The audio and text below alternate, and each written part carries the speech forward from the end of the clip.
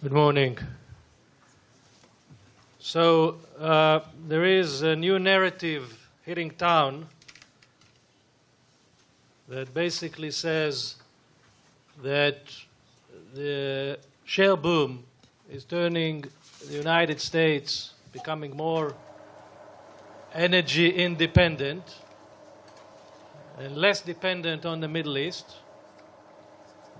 And there is a result of the fact that the United States is less dependent on the Middle East for oil, it will be less interested in the Middle East, and it will want to withdraw from the region. So in the next few minutes, I will attempt to convince you that other than the words shale, US, and Middle East, every single aspect of this narrative is false.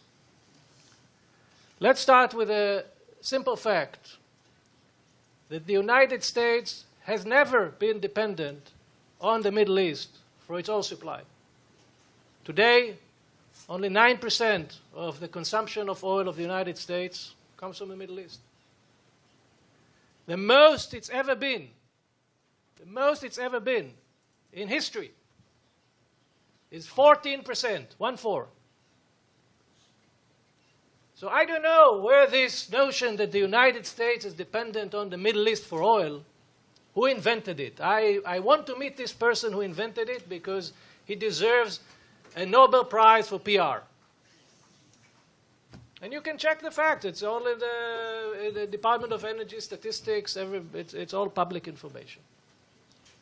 Now, the United States has been dependent and is dependent on the Middle East, not for the physical supply of oil.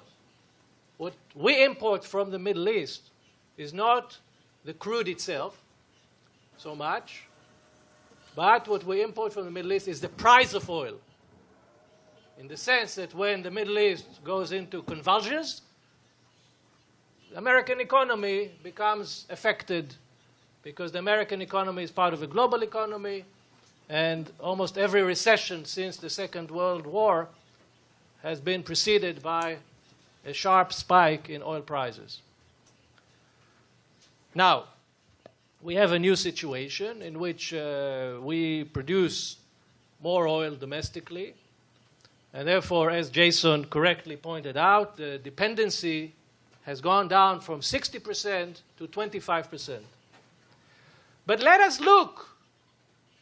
Where was the reduction of imports? Where did it come from? Who are the winners and who are the losers? It's very interesting. If you look at the imports from the Persian Gulf, they have not gone down. They remained the same. If you look, for example, at the imports from Nigeria, they're almost eliminated. Almost zero today.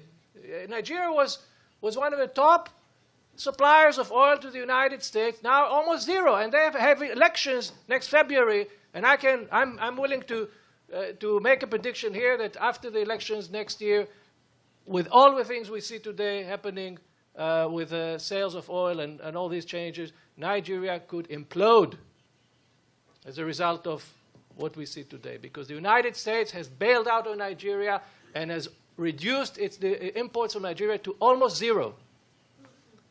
But the Persian Gulf countries have not been affected at all.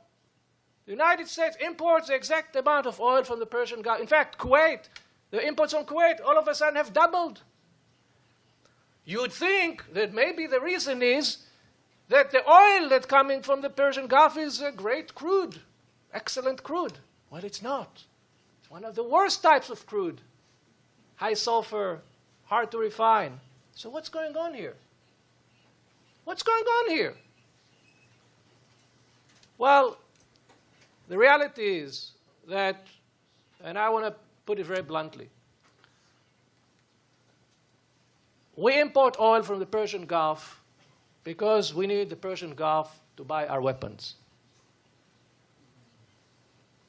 That's a story. The number one export industry of the United States is aerospace and defense. And we like to stay close to our customers. How do I know that? Well, I can give you many examples. Even here in Israel, when this country was in the midst of war and the rockets were falling last summer in July, war started on the 10th of July. On the 18th of July, there was a secret visit at the Pentagon by the Qatari defense minister, and he signed an $11 billion deal with Secretary Hagel for Apache helicopters, for Javelin missiles, for air defense systems, etc., because it's good for Alabama. When Morsi came to power and 20 F-16s were about to be handed to the Egyptians, you think that it stopped the deal? No. Doesn't matter that the Muslim Brotherhood is taking over Egypt. The 20 F-16s need to go to where they need to go. This is not about oil. This is about, I will say it in Hebrew, Sachar Gomlin. Sachar Gomlin. You buy our oil, we buy your weapons. Otherwise, I don't have any explanation why reduction of imports from the Middle East has not gone down. So the second piece of this is the notion that if we import less oil from the Middle East or become more dependent on the Middle East, we will not be inclined to become militarily involved in the region or so forth. I would challenge that notion as well, because I think that history proves that U.S. inclination to withdraw from the world, at least militarily, always follows sharp cuts in military spending and military budgets and so forth. But what the shale boom has done, and is doing, and will continue to do for a while, is actually very good for American economy. So I would say that the more prosperous America is, the less pressure there is to cut military spending and call for reforms at the Pentagon, which needs to be reformed, but that only happens when the money runs out. So now there's no reason to do it, and therefore there's no pressure on the military. And if you need to use the military, it's okay, we can use the military. If we can convince the Congress, which thinks, have always different calculations, but I think that you have to look at the overall health of the U.S. economy. The health of the U.S. economy is fine. It's good. And as long as the U.S. is prosperous and the economy is continuing to grow and there are jobs, there will be less pressure on the U.S. to internally to withdraw from the world. Finally, I would say this about this whole what I call irrational exuberance related to our energy boom. And I think that the term irrational exuberance was invented by Alan Greenspan when he described the dot-com boom. And we have to be very careful of this irrational exuberance. And here is why. First of all, what we see today is an economic war that is happening between the Saudis and the United States of America. The Saudis have decided to take a deep breath, to get underwater, to hold their breath long enough to break the wildcatters in North Dakota and Pennsylvania and Texas, to drive them out of business. How long it will take? Well, a year, 2 years, 3 years, whatever it takes, because the Saudis know one thing.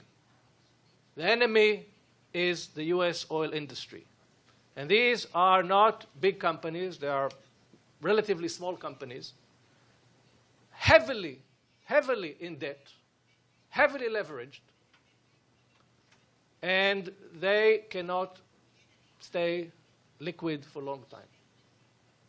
So if you keep the price low enough for long enough, you can get rid of many of them, and then you come back into the game after your enemy has been obliterated.